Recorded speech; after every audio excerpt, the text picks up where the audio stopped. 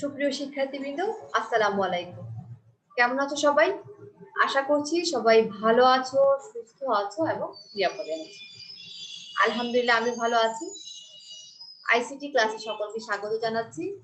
তো চলো চলে যাচ্ছি আজকে আমাদের আলোচনায়, এবং যাওয়ার আগে যে কথাটি বলে থাকি যে ভিডিওগুলো ভালো লাগলে অবশ্যই বলতে শেয়ার করবে এবং চ্যানেলটিকে সাবস্ক্রাইব করে পাশে থাকবে আশা করছি।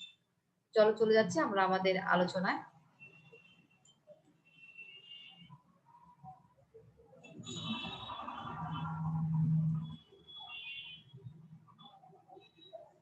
তো আমরা গত ক্লাসে বেশ কয়েকটি জ্ঞানমূলক কোশ্চেন করেছিলাম। আজকে আমরা আরো কয়েকটি জ্ঞানমূলক কোশ্চেন আলোচনা করব।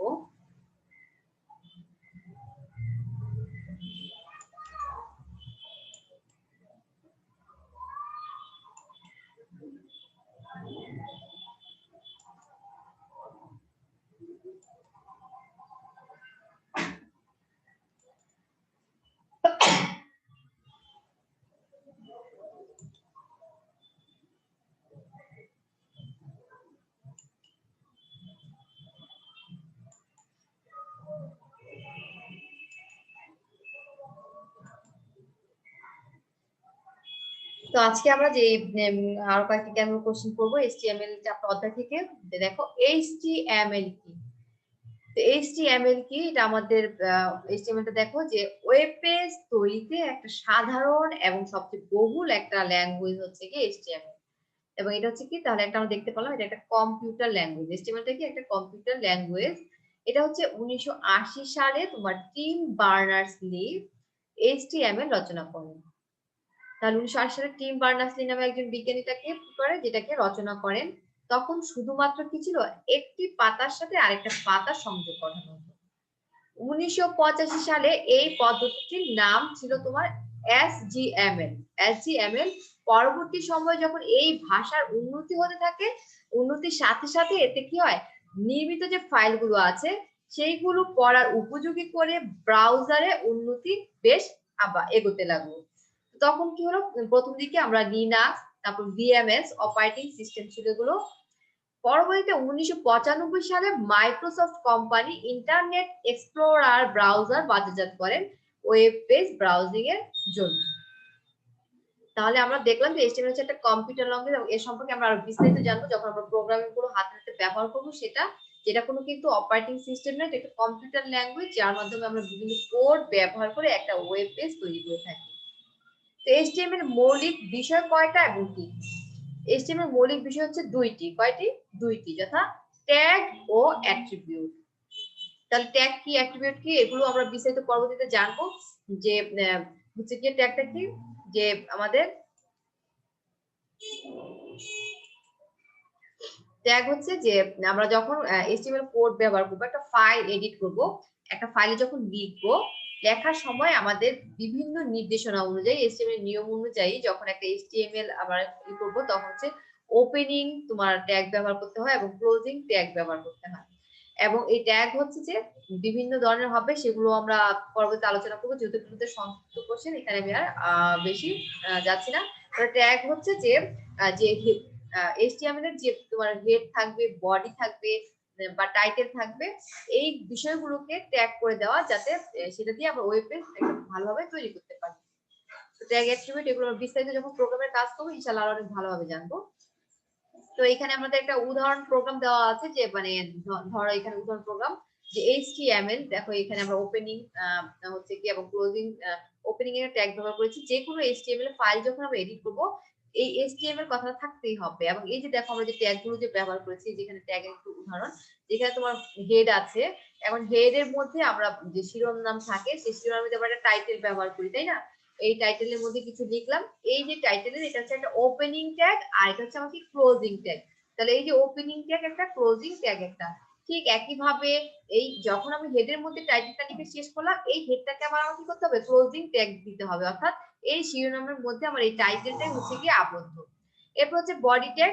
বডি ট্যাগে আমি যে বিষয়গুলো লিখে দিব, যে এখানে আমার বডি ট্যাগে যে this is an example heading, আমি যে বিষয়ে আমি নির্দেশনা দিব না কেন, একটা ওপেনিং ট্যাগ এবং একটা ক্লোজিং ট্যাগ ব্যবহার করতে হয়। ওপেনিং ট্যাগ দেখো যে কৌণিক ব্র্যাকেট, যেটা আমরা এই কৌণিক ব্র্যাকেটটাকে আমরা কি বলছি, যে বন্ধনী বা আবদ্ধ, এখানে হচ্ছে কি যখন ক্লোজিং ট্যাগ একটা অতিরিক্ত স্ল্যাশ ব্যবহার করা হচ্ছে, অতিরিক্ত কি ব্যবহার করা হচ্ছে, একটা স্ল্যাশ ব্যবহার করা হচ্ছে। এইভাবে আমি যখন হচ্ছে কি তোমার বেশ কয়েকটা এক্সাম্পল হিসেবে তোমার হেড বা শিরোনামের কয়েকটা বিষয় এখানে উল্লেখ করলাম, তখন কি যে এই যে এক একটা বিষয় যাচ্ছে, এইচটিএমএল কোড গুলো যাচ্ছে, হেডের পরে বডি আসছে, এগুলো কি এইচটিএমএল এলিমেন্ট, যেগুলো আমরা পরবর্তীতে আরো বিস্তারিত জানবো। এখন জাস্ট তোমাদের একটু ক্লিয়ার করার জন্য বলছি। তাহলে এই যে বডির মধ্যে এই বিষয়গুলো আমি ইনস্ট্রাকশন দেওয়ার পর আমি বডিকে কি করলাম, এই বডিকে আমি ক্লোজ করে দিলাম, অর্থাৎ ক্লোজিং ট্যাগ হয়ে গেল। এখন এই যে হেড, টাইটেল বা বডি বা আরো পরবর্তীতে যখন আমরা টেবিল, তারপরে তোমার হচ্ছে কি স্টাইল, অ্যাট্রিবিউট, হ্যাঁ, লিস্ট, আর অনেক কিছু আমরা এইভাবে কাজ করব, যাই করি না কেন এই বিষয়গুলো এখানে ট্যাগ করার পরে, কোডগুলো দেওয়ার পরে আমরা সেখানে কি করি, এখানে আমরা উপরে এইচটিএমএল এবং নিচে এইচটিএমএল এই দুটো এইচটিএমএল এর ওপেনিং ট্যাগ এবং ক্লোজিং ট্যাগ কিন্তু ব্যবহার করতেই হবে। তাহলে এটা হচ্ছে আমরা একটা উদাহরণ প্রোগ্রাম হিসেবে ব্যবহার করি। এরপরে দেখো HTML এর হচ্ছে গিয়ে সংস্করণ কবে বের হয়, যেটা 14 সংস্করণ, সেটা হচ্ছে কি HTML এর 4 এর সংস্করণটা হয় তোমার কবে, তো হচ্ছে 1998 সালে, কবে 1998 সালে এটা বের হয়। তারপরে HTML নিয়ে কে চিন্তা ভাবনা করেন আমরা দেখে এলাম, যে sir team Berners-Lee. Sir team Berners-Lee web design language, এই ওয়েব ডিজাইন ল্যাঙ্গুয়েজটাই হচ্ছে কি HTML, হচ্ছে কি একটা HTML এর পরে hyper text markup language, hyper text markup language বা HTML এর ডিজাইনটা স্যার টিম বার্নার্স-লি প্রথমে চিন্তা ভাবনা করেন।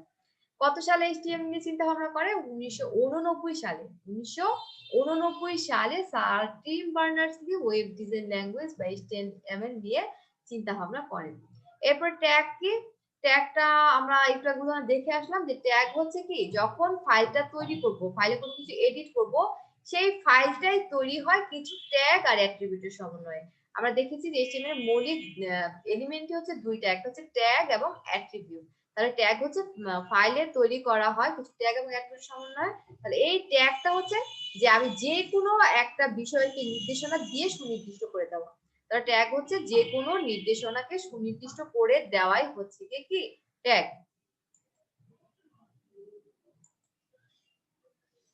এরপরে হচ্ছে কি অ্যাট্রিবিউট কি, তাহলে ট্যাগ হচ্ছে কি যে বিষয়টাকে আমি সুনির্দিষ্টভাবে নির্ধারণ করে দিলাম সেটা হচ্ছে ট্যাগ, আর ট্যাগের নির্দেশনা কি, এই ট্যাগের যে নির্দেশনা আছে সেইটাকে আবার সুনির্দিষ্টভাবে নির্ধারণ করে দিবে অ্যাট্রিবিউট।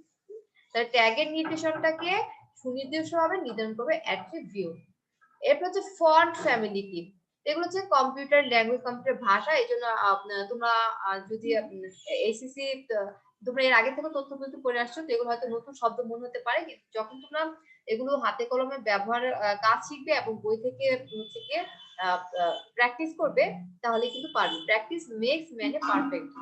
তারপর ফন্ট ফ্যামিলিটা কি, একাধিক ফন্ট, একাধিক ফন্ট একই নামের যখন ভিন্নতর সংস্করণ হিসেবে প্রকাশ করে তখন একটা ফন্ট ফ্যামিলি সৃষ্টি হয়। যে আমরা দেখি যখন কোনো একটা ক্যারেক্টার অর্থাৎ কোনো একটা অক্ষর এবিসি বা ক যে ভাষাতেই হোক না কেন, সেগুলো কি হয় যে সেই ফন্ট গুলো, ফন্টের সাইজ থাকে একরকম, ফন্টের বিভিন্ন দেশে বিভিন্ন ভাষার ফন্ট থাকে। তাহলে এইভাবে একাধিক ফন্ট যখন একটা নামের ভিন্নতর সংস্থা হিসেবে একসাথে প্রকাশ পায় তখন একটা ফন্ট ফ্যামিলি সৃষ্টি হয়ে থাকে। ওপেনিং ট্যাগ কি, তো ওপেনিং ট্যাগটা হচ্ছে যে HTML বা hyper text up mark, hyper text markup language বা HTML কে ট্যাগের ভাষা বলা হয়। তাহলে HTML কে আমরা কি বলি, যে ট্যাগের ভাষা বলা হয়, কারণ হচ্ছে যখন বিভিন্ন ট্যাগ আমরা ব্যবহার করি, এই ট্যাগের সমন্বয়ে আমরা একটা ডকুমেন্ট বা ফাইল তৈরি করে থাকি। তাহলে এই যে প্রতিটা ট্যাগ কি করে, প্রতিটি ট্যাগ তার নিজস্ব নামকে অনুসরণ করে কৌণিক ব্র্যাকেট, কৌণিক ব্র্যাকেট শুরু করে, এই যে কৌণিক ব্র্যাকেটটা এটার নাম হচ্ছে ওপেনিং ট্যাগ, এটার নাম কি ওপেনিং ট্যাগ। এবং পরবর্তীতে এই কৌণিকের সাথে যখন একটা অতিরিক্ত স্ল্যাশ ব্যবহার করা সেটাকে আমরা বলি ক্লোজিং ট্যাগ। তাহলে এটা হচ্ছে ওপেনিং ট্যাগ, আর হচ্ছে ক্লোজিং ট্যাগও আমরা দেখবো। তাহলে আমরা আশা করছি ওপেনিং ট্যাগ তোমরা বুঝতে পেরেছো। এরপরে দেখো হাইপার লিঙ্ক কি, হাইপারলিংকটা আমরা এর আগেও দেখে আসছিলাম যে হাইপারলিংক হচ্ছে একটা ওয়েব পেজে যখন আমি প্রবেশ করব তখন সেই পেজের মধ্যে অন্য পেজের যে সংযোগ স্থাপন অর্থাৎ লিংকটা যে দেওয়া থাকে, আমি একটা পেজে ঢুকে অন্যান্য পেজে যখন লিংকগুলো ব্যবহার করব, অর্থাৎ আমি সরাসরি ওই লিংকটা ব্যবহার করে পেজে চলে যেতে পারবো সেটা হচ্ছে কি হাইপার লিঙ্ক। তাহলে হাইপার লিঙ্ক সম্পর্কে আশা করছি তোমাদের ধারণা হয়েছে। তো সুপ্রিয় শিক্ষার্থীবৃন্দ, আজকে আমরা এই কটি শিখবো। তো আশা করছি যে তোমরা হচ্ছে গিয়ে বই পড়বে এবং লেকচারগুলো ফলো করলে ইনশাআল্লাহ পারবে। তো ভালো থাকো, সুস্থ থাকো, আল্লাহ হাফেজ, আসসালামু আলাইকুম।